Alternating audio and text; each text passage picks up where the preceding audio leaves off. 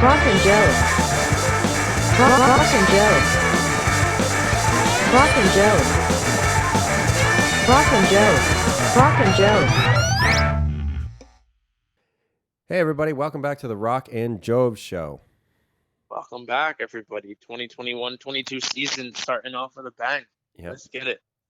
It's going to be a big season this year, 75th anniversary of the NBA. We are glad to be back. Glad that you guys are listening. We appreciate you as always. Absolutely. Let's see all of that.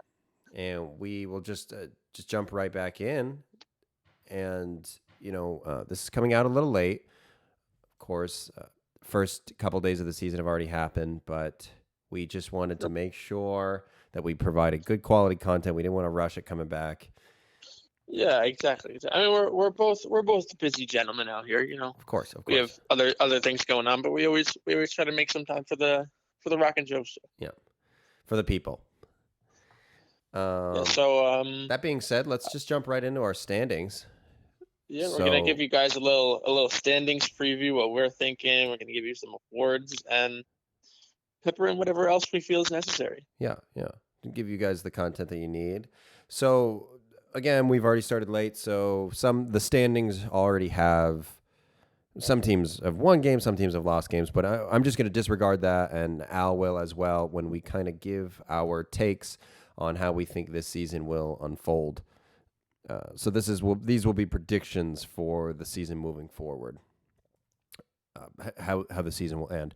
So let's start with the East, Al. Who do you have number one in the East? I think for me, this is a no-brainer. I think it's going to be Milwaukee.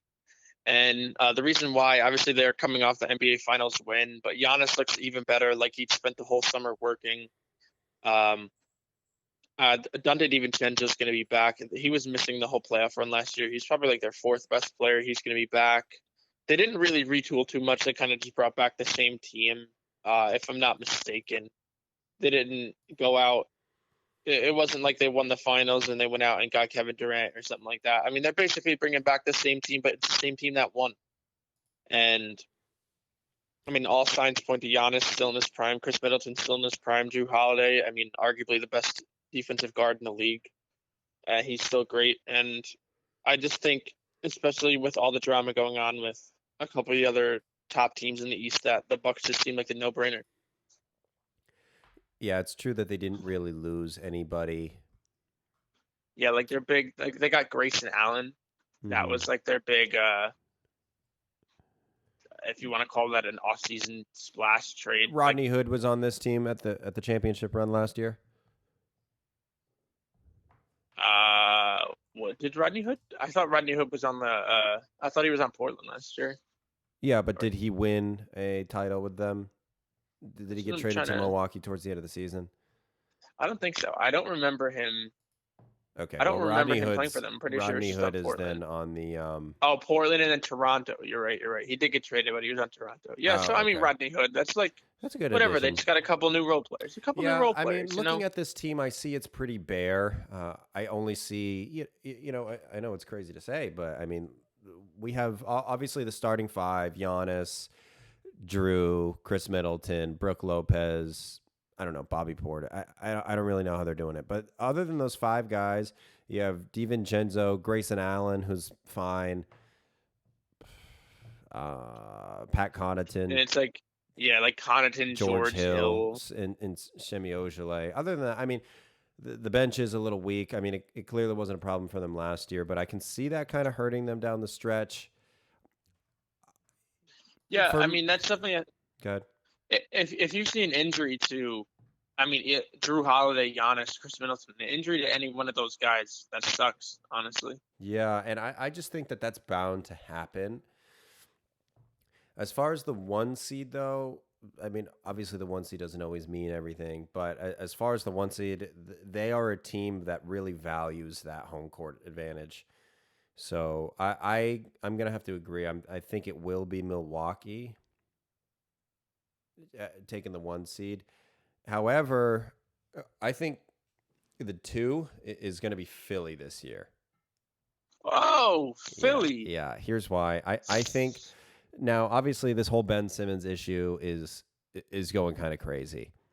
but and his value is at an all-time low right now, obviously, but it's still Ben Simmons, and I think that they will move off Ben Simmons, and for that they're going to get somebody better, or not necessarily better, but they're going to get either some depth pieces, which they desperately need, some shooting. I'm not exactly sure of a Ben Simmons trade, and that's something that maybe we can go over in a future episode. But let's not forget that that would be great, actually. They still have Tobias Harris. They still have Seth Curry.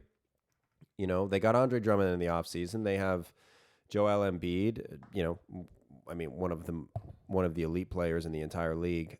And so if you take a non-shooting point guard out of the mix and you replace it with, I don't know, even say a BB plus point guard, and then you add a couple, pieces. I don't know the trade value for him. I don't know if he's going to get traded for a star. They've been talking about Damian Lillard. I don't know. I mean, that sounds crazy to me. No, there's no chance. There's no chance right now. But you know what I mean. Like either he goes for a star, or he goes for either he goes for a star or he goes for a ton of pieces.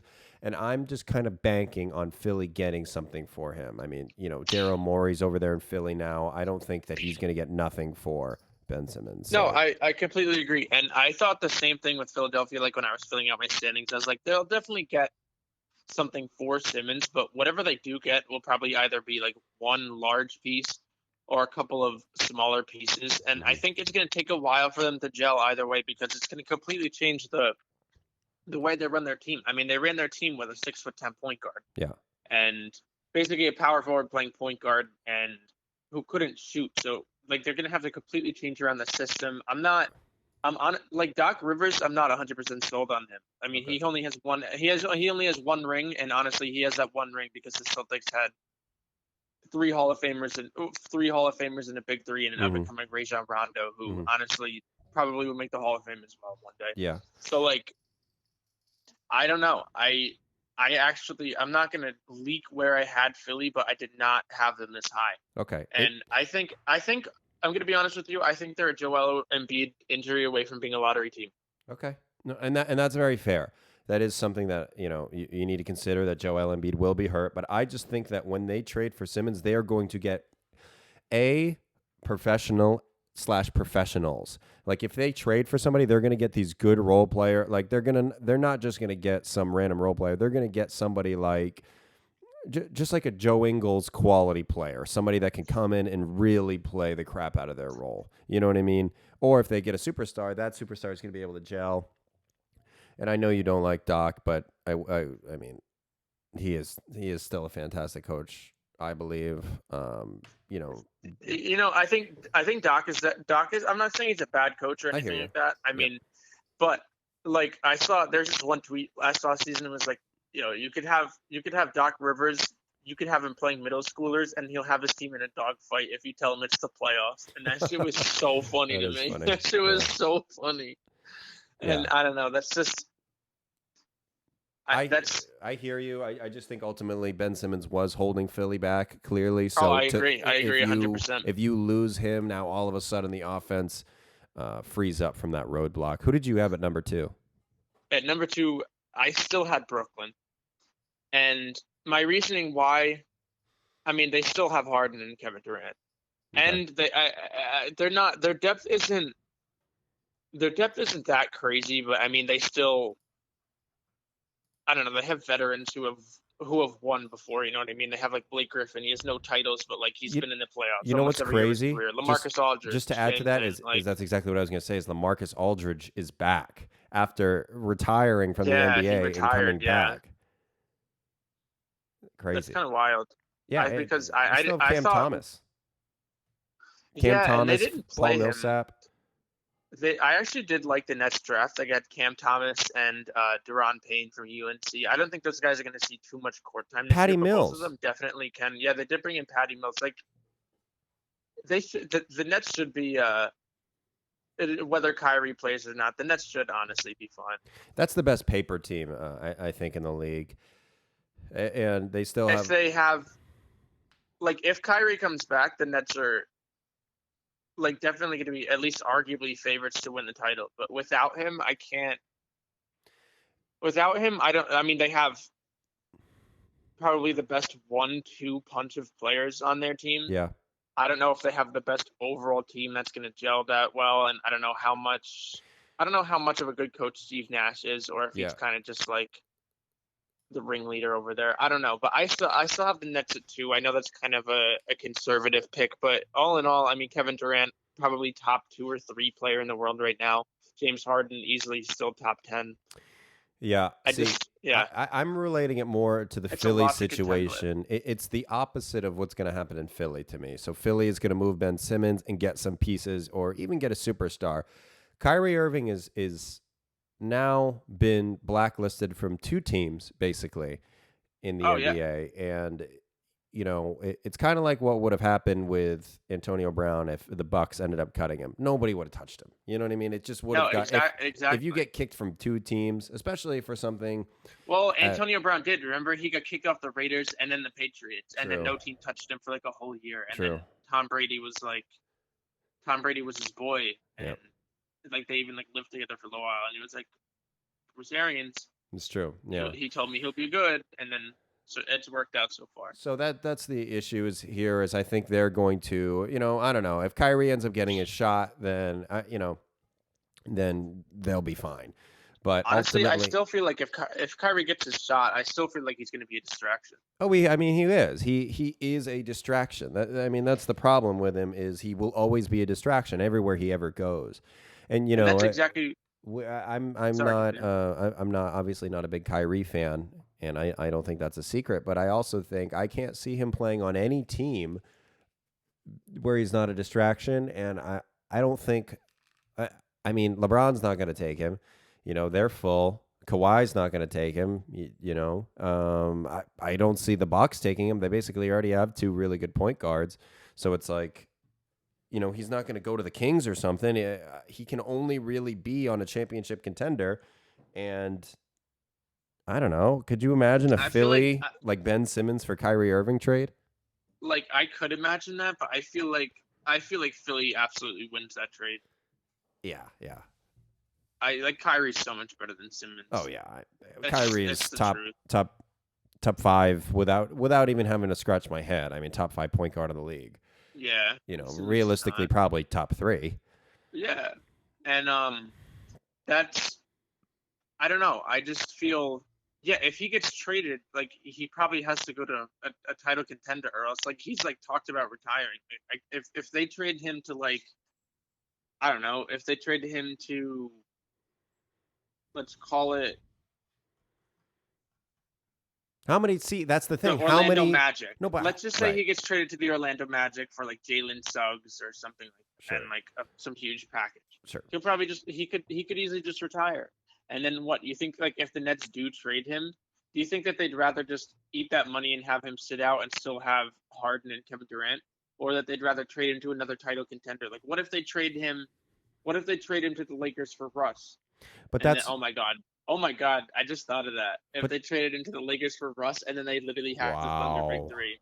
But like, what if they trade him to the Lakers for Russ, and then Kyrie ends up winning the finals against them? Or like even what if they trade him in conference, like you said, to the Sixers or I mean realistically anywhere. There are only a few title contenders every year. I mean everybody knows the teams. It's the Clippers, it's the Lakers, I think the Warriors are up there, and in the East it's basically the Nets, the Bucks, I don't know. Maybe Philly. I don't know. Boston's got to be in there. But you know what I mean. I agree with that one. Yeah. I think Boston's got to be in there. I think the Knicks did beat a title contender last night. Yeah. Great. No, but I would say like you could put an asterisk on Philly or like even the Heat or something like that. But I don't think they're title contenders. I think they're just good teams. Well, no, yeah, I think Boston's better than the Heat, and realistically, they're better than Philly too. Joel Embiid just happens to be one of the best players in the entire. No, exactly. I'm telling you, I'm standing by that. Like, I really hope he doesn't get hurt because he is still like one of my favorite players to watch, and he like easily could win MVP this year too. But I think they are a Joel Embiid injury away from being a lottery team. That's just how far the East has come. Who do you have at 3? All right, so here's the deal. Okay. I think this team will probably be around like 5. But Uh-oh. what's the fun in having them as the 5 seed? Last year I went on this show and I was like, you know what, Ashton, I'm gonna be realistic with you this year. Oh no. I think we'll contend. I think we're gonna contend for the playing game, but ultimately end up around 12. I have at 3 this year. I have your New York Knickerbockers. Oh no. My New York Knickerbockers. No.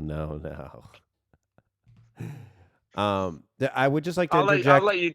and say that every year, basically, that we've done this podcast, and even when we did the radio show, I always had the Knicks basically at 8 or 9. I really have. Dude, you almost like maybe one year I had them higher than you. Yeah, but And I've that's always probably had them about higher. it.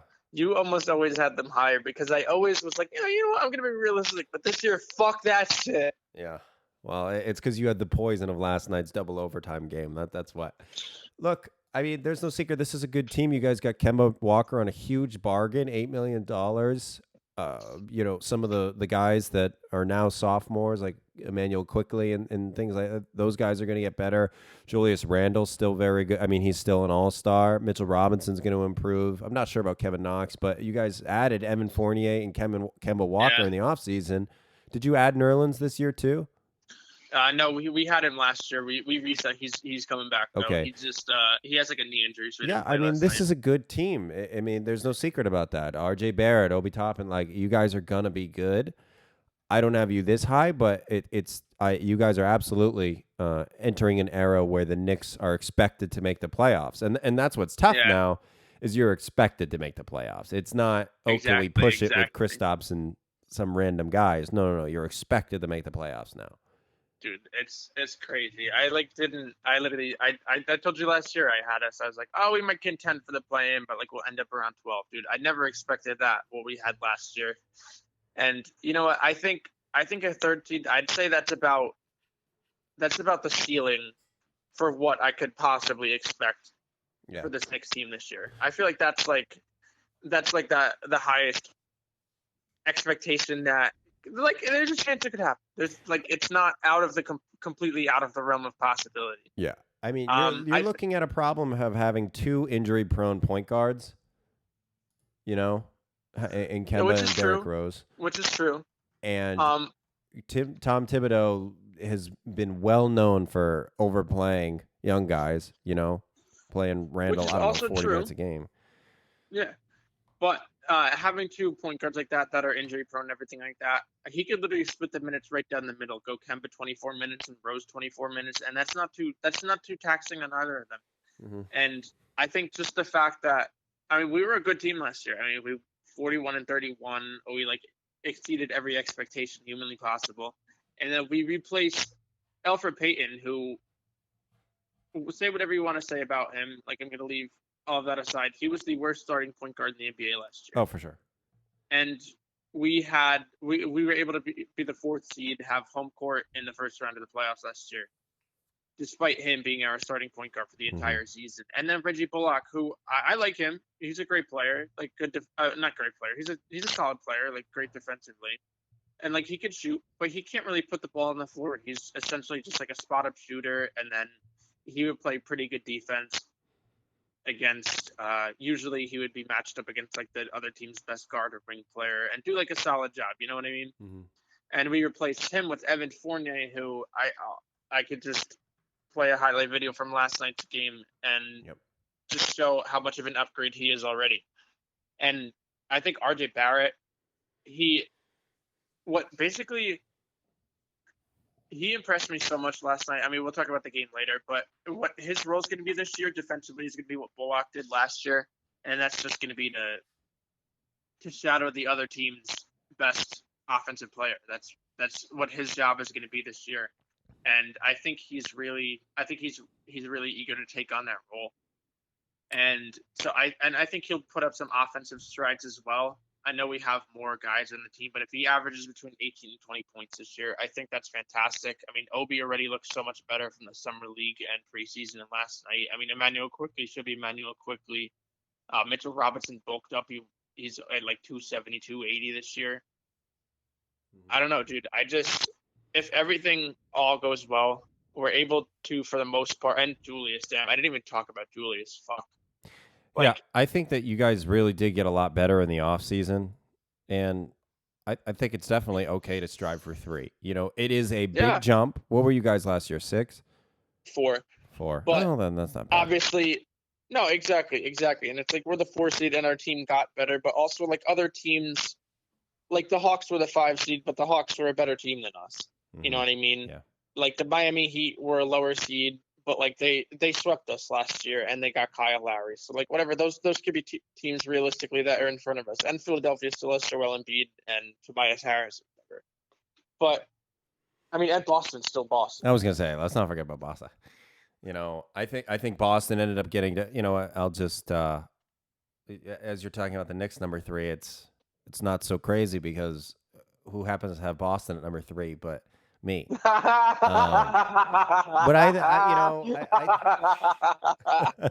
that's why I didn't give you a hard time. I love this fucking show.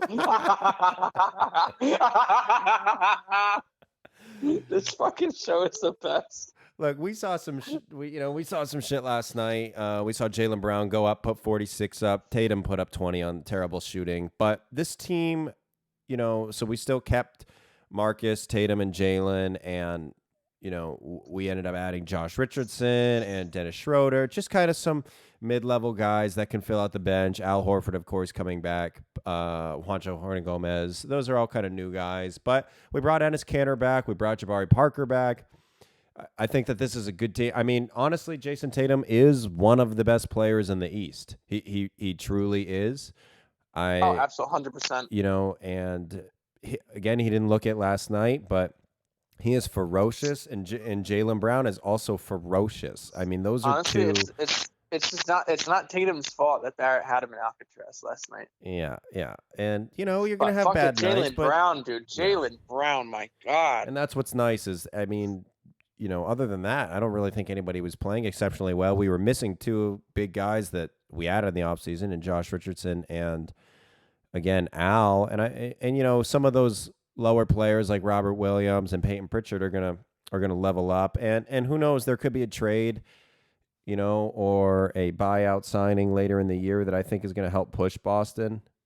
And with a new coach this year, we're going to have it's either going to work out really well for us or really poorly. And Ime Udoka made some questionable, at least not calling timeout or questionable substitutions last night. I would have liked to have seen maybe a defense switched here or there. But other than that, I think that kind of same thing. Everybody's going to make a jump this year. And I mean, this is a team with 2 all-stars, and now you've taken Kemba out of the equation, and he was a great facilitator for us for a little while. But other than that, I mean, it was you always felt that pull, like, oh, maybe we have to give Kemba the ball. Let's see if he can make it. He missed a lot of shots last year, and now it's exactly like last year. You guys had 3 stars that you needed to have the ball. Mm-hmm. Yeah, exactly. And now there's just a little bit more ball to go around. Right, there's more ball to go around, and it's. When I think of whose team it is, it's kind of like a Batman Robin situation. Tatum's the best player, but of course it's his team. But Jaylen is not far behind, and their chemistry together, their willingness to share the ball and push each other and be happy for each other's success is really what drives this team. So I have them at number 3. I'm gonna be honest with you, dude. Like, I completely agree with what you said about Jaylen and Jason, like their chemistry together. I think if Paul George and Kawhi had the chemistry those 2 guys had together, then honestly they might have won. I mean, last year obviously Kawhi got hurt, but the year before those 2 probably would have won a title together if they had those 2 guys' chemistry. Yeah, no, absolutely. I think the main thing with Boston is I think you guys will go as far as those 2 will take you, and I mean that's a great 1-2 punch to have, like, to be honest. Mm-hmm. I think it's definitely a different situation where Kyrie was definitely a distraction and wasn't making players around him better. Where Kemba didn't have a great year last year, but it's definitely a different kind of loss than losing Kyrie was. And I think you guys will end up going as far as Jaylen and Jason take you, and then I think we'll see I think we'll definitely see a leap from Robert Williams. That dude's a special defensive player, and you saw last night and all in the playoffs last year. And that dude's a crazy lob threat, like one of the best like 3 or 5 lob threats in the whole league. Mhm. And him and Marcus Smart actually have a really good lob connection and chemistry together. And those 4 guys I just named are all so tough defensively. Yeah. And I mean, you guys started Grant Williams last night, and I'm not even going to talk about the fact that he hit so many corner threes against us. He really did. And like same with Romeo Langford too. Like your guys' players like that, you definitely want to see some jumps from them. But I think you'll probably have Al Horford starting at the 4 or something like that, or a better player than him. So you guys should be a much better defensive team overall.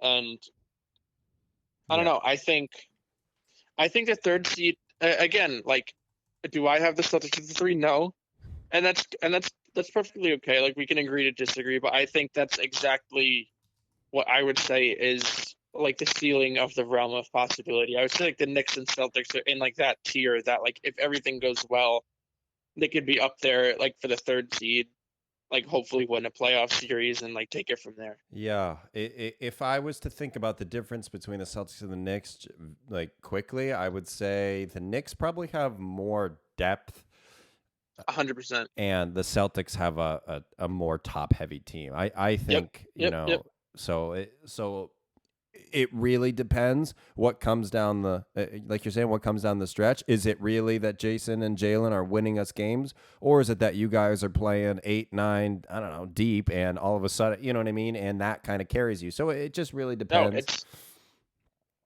No, that's exactly how I feel it is. And like you guys, I mean, like Julius Randle's great, but like you guys have 2 players that are like that caliber of star. Mhm. And right now we only have 1. Like RJ could make that jump. I think like RJ could make that jump. Like Kemba could turn the clock back, and like Mitchell Robinson could win Defensive Player of the Year. But like as of right now, like we have 1 player of that caliber, and you guys have 2, and Mhm. that's like the main difference between the 2 teams. And all If in all, what ends up happening is going to be truly, which of those just prevails. last thing I will say, truly, if we didn't have Al Horford's 27 million on the books right now, I mean, we would have room for another legitimate, basically a star. I mean, those are the only big 3 contracts that we really have are Tatum with 28, Brown with 24, and Marcus with 13. Other than that, Josh Richardson has 11, and everybody else is making change, so. Yeah, especially Dennis Schroeder. Yeah, well, exactly. All right. So number 4 seed, who'd you have? I have the Hawks. Okay. Yeah, I had Brooklyn here. Ooh, I forgot you didn't put Brooklyn yet. Yo, I like you putting the Celtics over Brooklyn. Like, good for Yeah. you. Like, I wish I had the balls to do that. Doesn't mean I'll be right. That's just. No, but I fuck with that shit. Yeah. I think so because. Just to hit Brooklyn one more time, those guys are if they do end up being 2 top heavy, like 2 people deep, like at the top, the rest of those guys, I mean, they can't carry a team. Even if it's Paul and Blake and LaMarcus, you have 3 forwards. I forgot they have Millsap. Yeah, Dude, those 2 aren't carrying shit. Dude. No, you have 3 forwards. I don't think they don't have DeAndre Jordan anymore, but it's just like, I don't know. So I just kind of thought down the stretch. I mean, Kevin Durant and James Harden, probably Kyrie coming back. I anticipate him coming back, but it's like, how many games can those 3 guys win without that? I don't know. So that's why I had him at 4.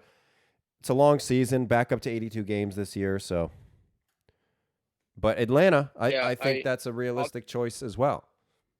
Yeah, I mean, Atlanta didn't. They essentially brought back the same exact team. They drafted Jalen Johnson and Sharif Cooper, who I think those guys that'll probably be like the 11th and 12th man. Like they'll probably get a little bit of burn here and there, but I mean, we saw last year they made the conference finals, and I would say the Hawks' ceiling is probably the 2 seed. Mm-hmm. Like I don't know, I like say what you want. Like Trae Young, obviously, whatever was in the Garden chanting "fuck Trae Young," but that dude's crazy. He's so good. He is, yeah. He obviously makes the players around him better. Bogdanovich, DeAndre Hunter, even Cam Reddish when he came back. John Collins Gallinari, is back. John Collins. Yeah, John Collins is. I would say John Collins is probably like their number 2 option. Clint He hasn't Capella. improved too much in the last couple of years. Yeah, and Clint Capella's great. I mean, they're a Uh, deep team. They are a deep team. and Lou Will, dude. Lou Will didn't retire. He's back off the bench, and like obviously we know how Lou Will is. Yeah, they're bringing the defense from Neko Kungwu. You know, Gorgie Zhang's ass is there. Kevin Huerter. You know, I Dude, think, I forgot about Herder. Dude, like they just have just like the Knicks, dude. They have a deep team. did you say Delon Like Wright? they have him too. Yeah. Oh, you're right. You're right. Yeah, that is a deep Dude, team. that's like 14 guys deep right there that could legitimately give you minutes. Like Yeah. they kind of built their team. They kind of built their team like the Knicks, like that. They're like, all right, whatever. We have one like superstar level player, and the rest of our team's just going to be really good. But then they also have like younger players that have room to improve as well. I think. I don't know. I'm definitely high on the Hawks this year. I just obviously I had to hype my Knicks up, but I think the Hawks are going to be great. That's very fair. I would definitely. It's not I'm like, oh, I want to see the Hawks in the playoffs because like we'll adjust and beat them, but like it would be great to get a Knicks Hawks like rematch from last year. Yeah, you guys And deserve honestly, that. dude, it would be great to get a Knicks Celtics playoff series. That'd be We great. haven't too. had one of those in like 9 years. Yeah, that'd be good for us. I don't know if you guys want that. Oh yeah, yeah. Okay, so 5. Here is where I feel like we're gonna have the same team. I just have a no, feeling. I had the Hawks here. Oh shit! Are you Alright, I talking? got Wait, Miami. do you have the Bulls? No, dude, I have Miami at 5. Oh no, I don't care about Miami at all. All right, guys, Yeah. to talk about Miami. All right, yeah, okay. So just my thing with Miami, dude, is whatever. You can call Kyle Lowry an all-star if you want. Whatever, that's fine. But when it comes down to it, he sucked last year. He always sucks in the playoffs. And they're just to Dude. me, they're just a bum ass team, dude. I don't know. I don't necessarily disagree. I mean, obviously they have like Jimmy Butler who like sets the culture there, and he's like one of the hardest working guys in the league. Yeah. And I mean, Bam Adebayo is great too. Like he could win Defensive Player of the Year, But and Jimmy like he's Butler's no slouch always- offensively either. Dude, he's just playing the right basketball. You know what I mean? It's like rarely will you see him go take over, you know? And I think honestly, Goran Dragic, even though he was kind of whack, he was pretty crucial for that team He last was year. whack. He really was, though. And now you add Kyle Lowry. I just don't think Kyle Lowry's as good as, I don't know, as most people say he is.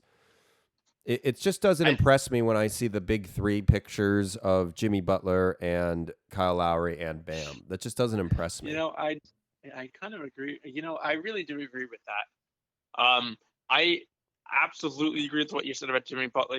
How you said like he kind of just like plays the right basketball. He doesn't really always like take over games, and like that's kind of how I feel he is too. Like last year, he averaged 21, 6.9 rebounds, 7.1 assists. Like those are great numbers, and obviously like he's always an elite defender. Like those are great numbers, but like is he like the Heat? The Heat think they're a title contender. Like, are you winning a title if that's your best Oh, player? absolutely not. Like, I mean, like, absolutely dude, and they made not. it to the final. Dude, we saw like it was the Mickey Mouse finals, but they made it to the finals, and like he played his ass off. Like Jimmy Butler is fantastic, and the most he could do was push the Lakers to 6 games, who only had like 2 players on the roster. Yeah. And okay, Duncan Robinson's at the 2. That's great, but you know, I don't know. Just for some reason, I mean, yes, you could tell me Kyle Lowry is better than Goran Dragic, but Goran Dragic was I don't know, dude. I just really thought that he did really good for that team last year. And you're going from one 35-year-old point guard to another 35-year-old point guard. It doesn't really interest me. I think Kyle Lowry is just, you know, he's been playing in a different system. I don't know. Maybe I just don't like Kyle Lowry. That could easily be it. I don't like that Raptors team, and now he's just like I always thought he was. I just think he's a flobber. I don't think he's a very good. I don't even think he's a good player. I'll say it on the air. I don't care. I don't think he's a great player. Dude, but just like think about it this way with Kyle Lowry. Like, obviously he's a defensive upgrade from Dragic. Whatever he could shoot, everything like that, veteran leadership, like won a title.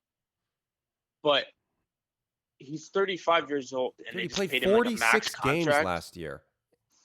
Bro, Kyle Lowry easily is due for regression. Oh my God, absolutely. He's easily due for regression. And then the other, they brought back Victor Oladipo as well. Who, if they get like healthy Victor Oladipo once he comes back from injury, they won't.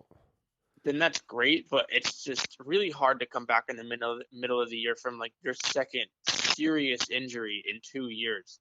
It's just so hard, dude. And I feel like I don't know what you're necessarily going to get from Victor Oladipo and what his role is even going to be on the team if he slots in at the starting shooting guard, or if they like him off the bench with Tyler Hero or whatever they end up doing. He's not like a great shooter. Like he just doesn't drive me crazy. He's not like I can't think of anything that he can do really well. Like, okay, he can get 7.5 assists over a season. Are you talking about Oladipo No, or I'm talking about Lowry? Lowry, sorry.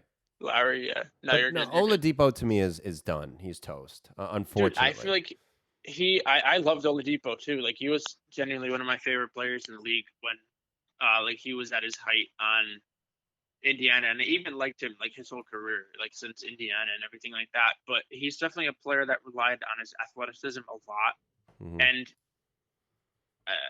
2 major lower body injuries. I think he had an ACL, and then what did he have last year? Was it Achilles or something like that? I think it was, yeah. Or it might have been a different knee injury or something like that. Something weird. But I don't know, dude. He's not going to be as athletic, and then we've just seen around the league like all these great players that had these injuries. Like even just like look at Brandon Roy, for example. He had his career ruined by chronic knee injuries like every year, and I feel like it's going to be hard for Oladipo to be the same player, on top of the fact that, I mean, like he could still be a good shooter, but he was also great because he could create his own shots, and he was a bad shot shooter. And I feel like that ability is going to kind of go away a little bit, and he'll have to, in multiple ways, like reinvent himself in his game.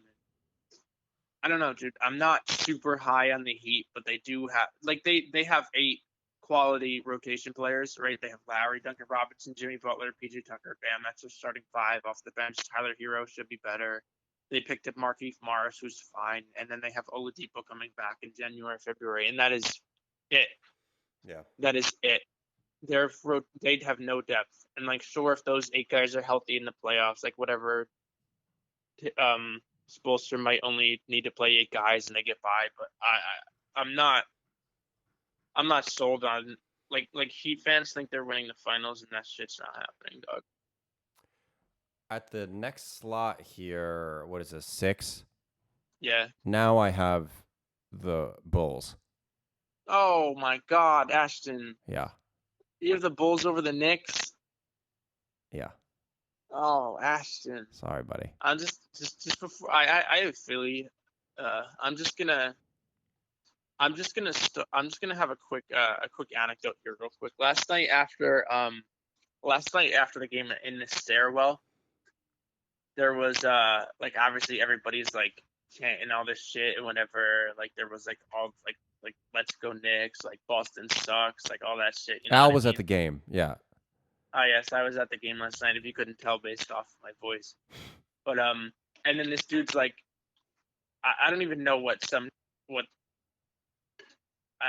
like some team, I don't know, like some fan was like yelling some shit about like how good the Knicks are, and then this other Knicks fan was like, yo, we gotta chill, like we can't be like looking like too far in the future, we gotta worry about other teams like Chicago. And then everyone's like, bro, fucking Chicago, are you fucking kidding me? And I swear to God, like this dude, after he said that, he dipped out of the stairwell into the main part, like he that was it. It was so funny. Oh my God. I don't know. I could talk about, like we were just talking about how we're not that high in the Heat. I will tell you why I'm not high in Chicago, but I want to hear why you like Chicago. Well, I do think that, I think Chicago obviously got a lot better. I think that's a very fair statement. They kept Vucevic, Levine, and they added Lonzo, so they have a true point guard now. They have Caruso off the bench, and then they added DeMar DeRozan. I mean, you've added a lot of scoring. All those guys know their roles, everybody. And like, yes, Zach LaVine is the best player, but also Vucevic, I mean, probably has more all-star appearances than him. Yeah. Vucevic is still low key the second best player on that team without even easily. And I think that, like I said, DeRozan is always going to be able to play his role. Same thing with Lonzo. So, yeah, I think that's a good team. I mean, I don't know. I guess you don't agree, but I can see that being a team that can surprise people. I mean, again, last year, Vucevic had 21. He averaged 21 and 11 and a half. I mean, that's pretty good. 4 assists. So I don't know. I just think this is a team that's going to pop up this year. They have that guy Dosunmu, but Patrick Williams, like I said, Kobe White's still there. So that's what I think. What do you think? I think I'll give props to the Bulls. Like they definitely went for something different. I think last year after they made the trade for Vucevic and then missed the playoffs, it was definitely disappointing. But they kind of were like, all right, we could like run back the same team, but like it'll suck. And they let what's his name go? The Lauri Markkanen. They let him walk in restricted free agency. I think there was another guy they let go. I'm trying to think. It was like I don't know. I have to look. I feel like they definitely cut some dead weight. Oh, Denzel Valentine. Denzel Valentine. They let him go. I think he's also on the Cavs, if I'm not mistaken. Weird. I don't know if that was part of like a sign and trade or if he just happened to go there, but like they definitely got some new blood in there, and whatever. Lonzo Ball, DeMar DeRozan, definitely an upgrade over Lauri Markkanen and Denzel Valentine and whoever else they lost. But I forget if I don't know if I've said this take on this podcast, is that this just seems to me, I've definitely told you this take, dude. It's just every time I look at their roster, I just think the same thing. Is that this just looks to me like a 2K team. Like you open up association franchise mode. I forget what they call it nowadays. Whatever. It always used to be called association. You do a fantasy draft and you just you draft like the best name you can, like in every round. Like whatever the first round you drafted Zach LaVine, on the way back you're like, all right, I'll take Vucevic. Whatever, I got a good guard, big man combo, and then on the way back around you're like, all right, you know what? My options aren't that good. I'm gonna go like DeMar DeRozan, whatever. Like he was an all-star a couple times, and then on the way back, you're like, oh, bet Lonzo Ball's still there. All right, he's still like kind of young. He's got potential, and then you play with your team a couple games before you decide to make some huge trades, and that's just kind of what I feel like this Bulls team is, dude. It doesn't seem like they're gonna fit together at all. Like DeMar DeRozan is kind of like Jimmy Butler in the fact that he doesn't really take 3-pointers. Like DeMar hasn't really evolved his game too much to that effect. So he's kind of just like an aging mid-range scorer who's not really that good defensively anymore. And like he's still like pretty athletic and like a solid passer, but I mean like Lonzo Ball's at least in transition is going to have the ball in his hands a lot. Zach LaVine's probably going to have the ball in his hands a lot as in the half court offense. I feel like those will be like kind of like I guess they'll be like couple point guards. I don't know. Lonzo Ball shot I think 38% from 3 last year. Obviously, I've talked about his growth in that matter, but it just kind of it feels like it just feels like the pieces aren't going to mesh. I feel like they just brought in DeMar DeRozan because that was a name, and I don't know how.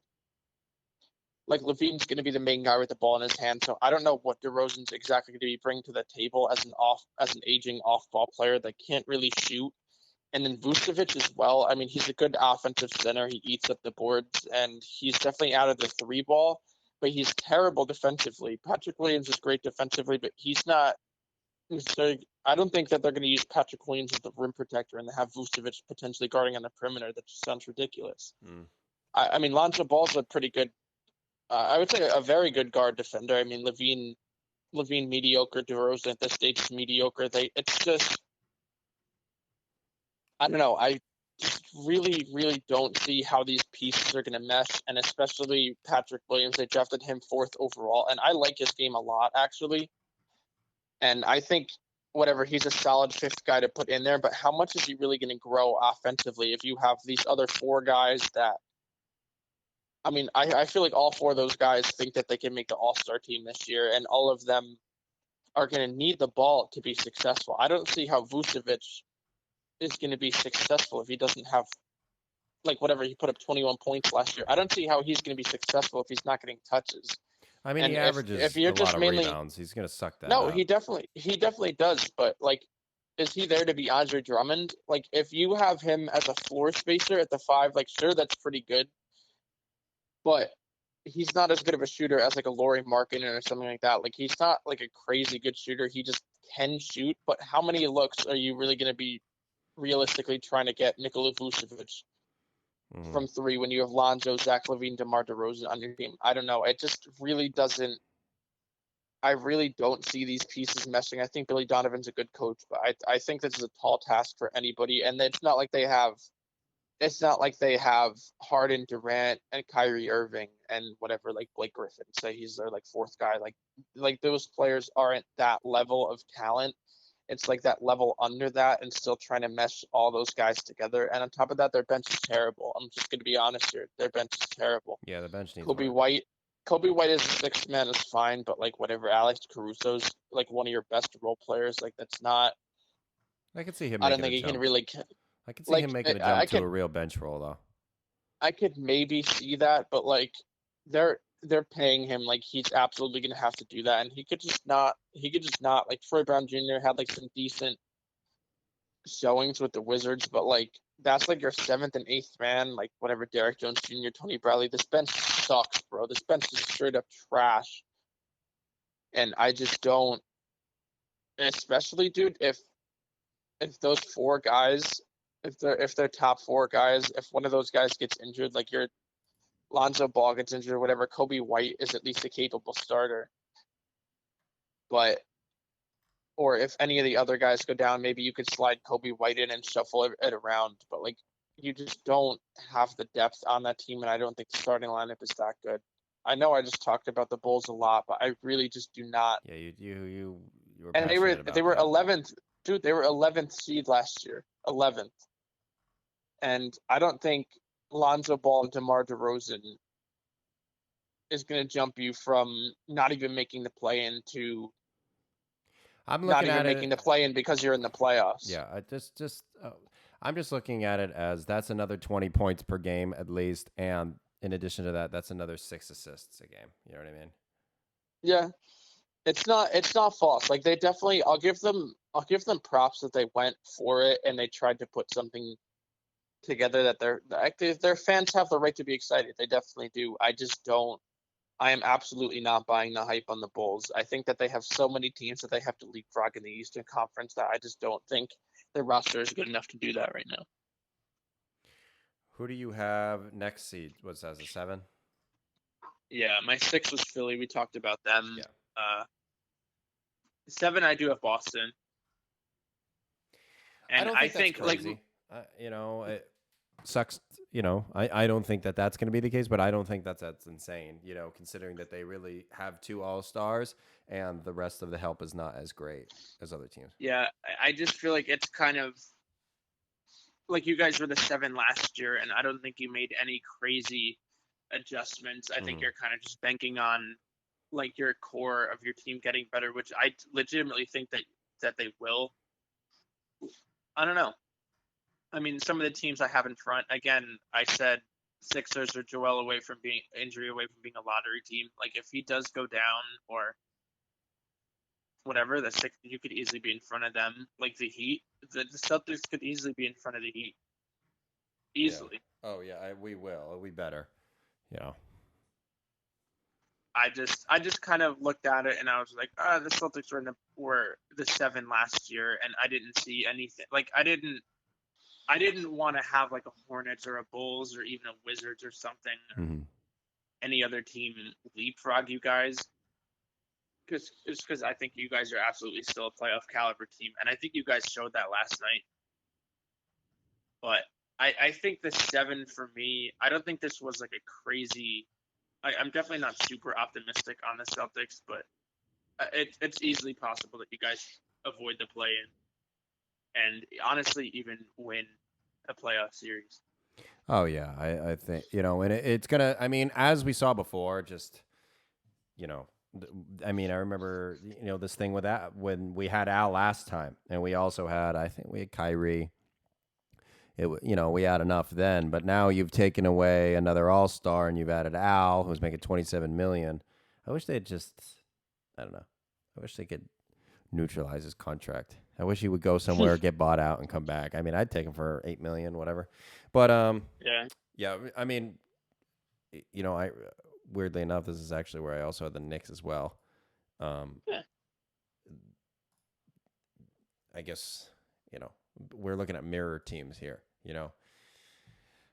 But I think it's the same thing. I think that I don't know why I didn't necessarily think that you guys were going to drop this year. I just thought that other teams got better. But I feel talking that. about the Bulls here, what you've said makes a lot of sense. So I could definitely see the Knicks over the Bulls. Yeah, and I mean it is also definitely plausible that the Knicks do regress. I mean, we were the 4th seed in a 10-game shortened season, and once we got in the playoffs, we didn't look that good. I don't know, the vibes are just too good right now for me to think about regression. Who do you have at 8? 8, I have the Hornets. Wow. Okay. Interesting. I really thought about. I don't know. I mean, it could easily be the Bulls. Like the Bulls probably have a little bit more talent than the Hornets do. I think LaMelo is going to be great this year. I really do like their offseason. Kelly Oubre was an underrated signing. Their draft was fantastic. They got James Bouknight, who I think is great. They got Kai Jones, who I think will be their center of the future. I don't really want to talk too much about what's his name, Mason Plumlee is going to be their starting center. That's not great. That's not really ideal. Yeah. But overall, I mean, Terry Rozier is still there. They lost Devontae Graham. That hurts. Yeah, Devontae Graham leaving sucks. I'm gonna be honest. That's not it. They still have Bridges, still have PJ Washington.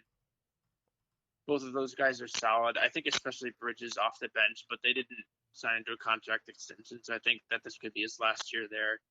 And then Gordon Hayward. I think Gordon Hayward, I don't know if he's going to repeat a season from last year, but at the very least, he should still be a great floor spacer to have around LaMelo. And I think really them making the playoffs is going to revolve around, or at least whatever being the 8th seed and having the chance to make the playoffs, I think is going to revolve around how much work LaMelo Ball put in his game over the offseason. Yeah, that dude's a hooper, so... I think he's going to be great. I think to have his own team. I mean, basically, it's his team. I mean, PJ Washington and Miles Bridges are good as well. Those are the kind of the next 2 man up. But it's LaMelo's team. I do think so. Absolutely. Here is where I had the Bulls. Wait, the Bulls? No, the Heat. Sorry. Oh, the Heat. Yeah. I would love to see that. If the Heat are the 8th seed, that would kind of make me happy. I just don't think they have it in them. I know Jimmy Butler's a dog, but I think Kyle Lowry's a pansy, and I think the rest of this team is not nearly what they think it is. Dude, I really can't disagree, but could you imagine if Jimmy Butler only gives you 18 a game this year, isn't shooting 3, sucks. Kyle Lowry regresses so much. Mm-hmm. Whatever, Bam Adebayo is still solid. Maybe Tyler Hero takes a little jump, but this team. Can you imagine next year this team's in such a terrible predicament and they still have to pay Kyle Lowry $80 million over the next 2 years or whatever the fuck? Yeah, right. That would be so funny. I'm sorry, it would be so fucking funny. Okay, so now we'll hit the play-in 9.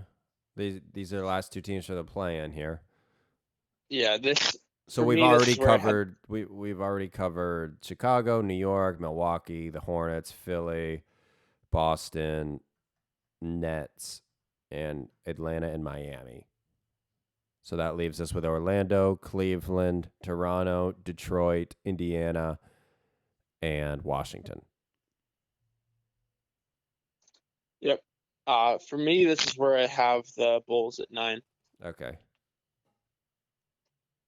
Interesting. Kind of just out of spite. I don't know. The Bulls fans really think that this is their year, and it's just not. It's not. It's not. It's not.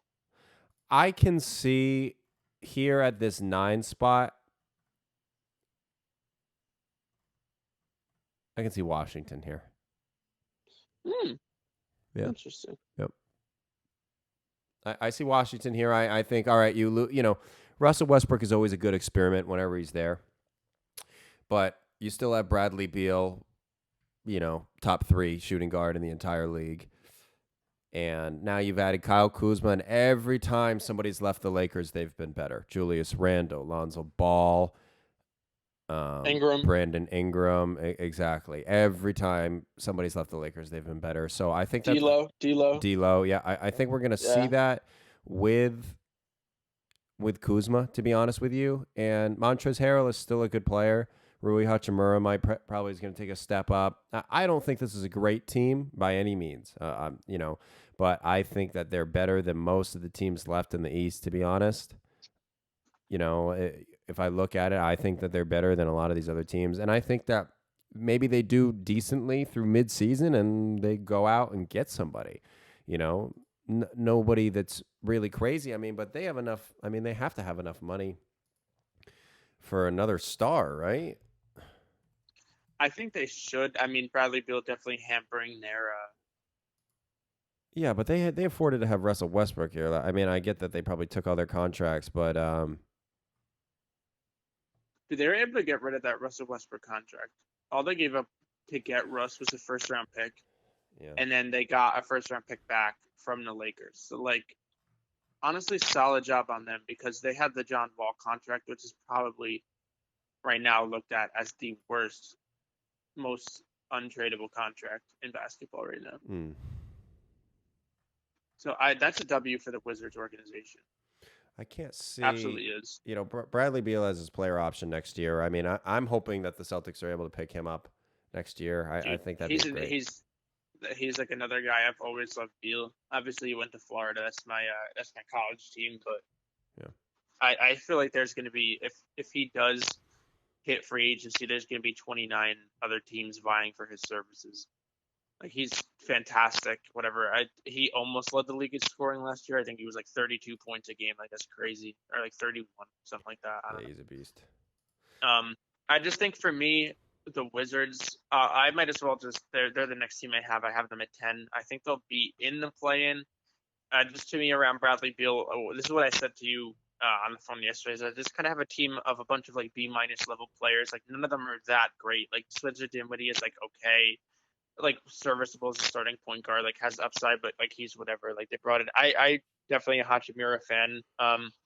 He's starting the season away from the team. I think once he comes back, I think he'll take a jump and maybe ultimately be the number 2 option on this team. Wow. If all goes well. But and then Kyle Kuzma, whatever, B-minus player. Montrezl Harrell, solid but B-minus player. They have Kisper, Denny Avdia,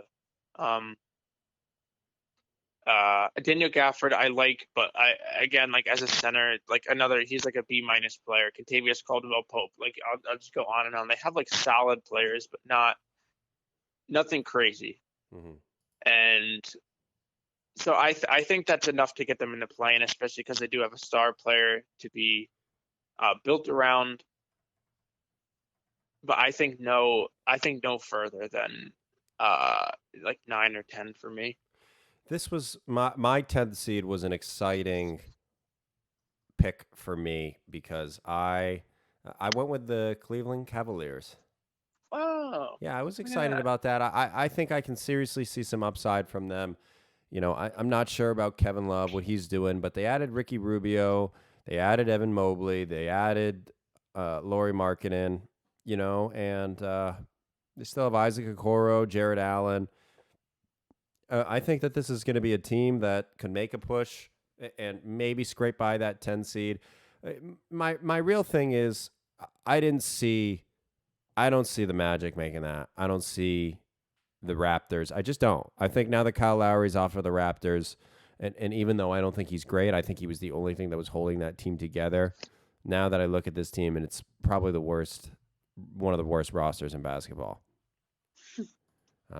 Again, you can see my distaste for the Raptors showing through, but Magic, Pistons, all those other teams, I don't even think they have really potential. Pacers was the only other team that I was considering at 10. Yeah, I think I'm kind of surprised neither of us had the Pacers. Like when I thought about it, I was like, "Oh, the Pacers are a solid team." Yeah, but they just don't. Do you know how Miles Turner did last year? What he averaged? Just guess. Yeah, I'm gonna guess like give 11. me his line. Give me his line. I'm gonna give you like 11 points, 9 rebounds, like 3 blocks. Yeah, 9 points, 7 rebounds. Oh. No. No, 12 points. 12 points, points. 6.5 rebounds. So you were really close. But, dude, that wasn't impressive. I thought I was going to see 15 and 12 from him. I don't know. He's kind of always been that guy that, like, every year it's like, he's going to make the jump. This is going to be the year. Yeah, I don't know. Miles Turner most improved. Here it comes. Yeah. And also last year, he only, like, they always said that he was whatever, like, stretch 4, stretch 5. Bro, he shot 33% last year, 35% from his career. And I kind of noticed that last year when we played the Pacers. I was like, this dude actually can't shoot. Like, his form isn't that good.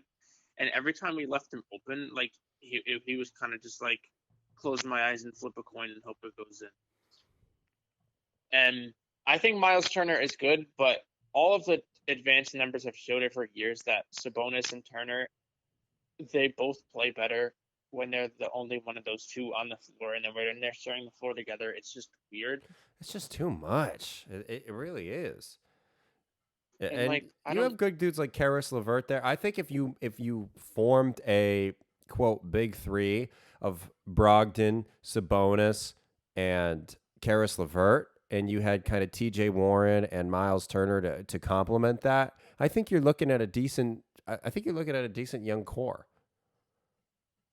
Yeah, it's like a decent young core, but then the problem is Malcolm Brogdon is almost what 30. Is that, 28 years old. Yeah. So is TJ Warren. LeVert is 27. TJ God. Warren, same thing. Sabonis is 26, and Turner, I think, is 24. Wow. 25.